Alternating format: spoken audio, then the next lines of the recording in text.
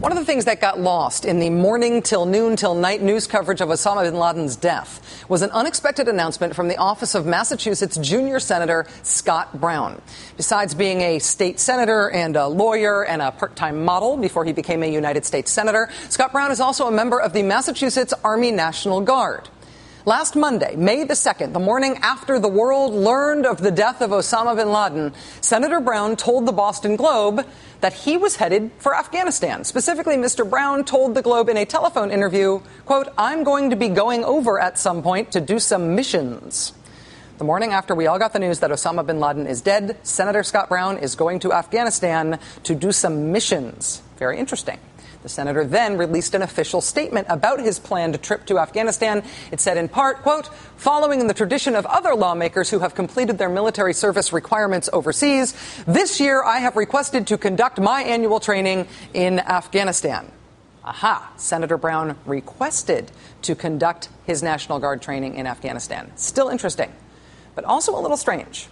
Because in the past, Senator Brown had said it was unlikely he would be deployed to a war zone because, as a member of Congress, he would be considered a high-value target. He thought his presence in a war zone could endanger other people with whom he would be serving during a deployment, so he probably wouldn't deploy. If he believed that in the past, that him deploying would endanger U.S. troops, why would he be requesting to deploy now? Then this happened.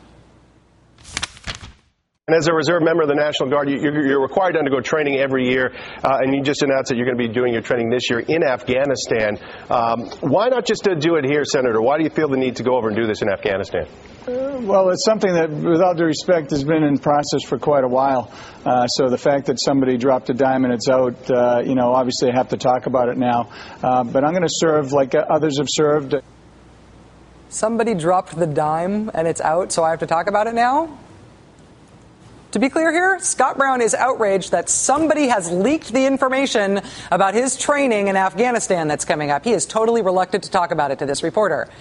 Except anybody who knows Senator Scott Brown is going to Afghanistan knows about it because Senator Scott Brown got on the phone with the Boston Globe and told them that. And then Scott Brown's office sent out a press release about it. And yet there he is, acting like Julian Assange emailed this top secret info to the New York Times. And who knew how that happened?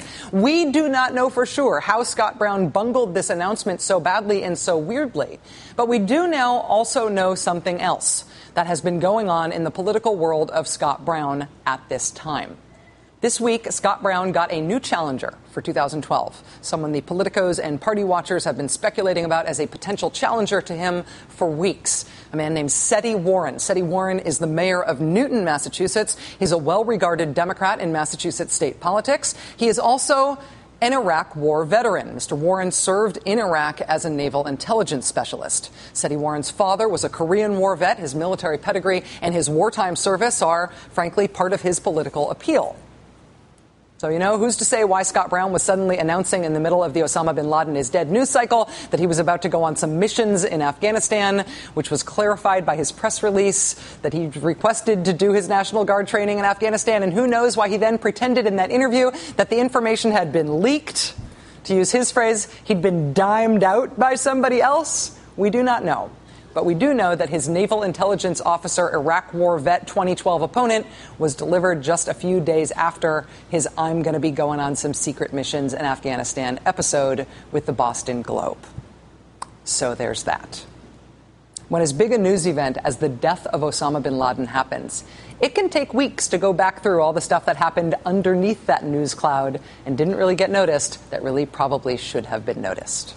We'll keep doing that. We'll be right back.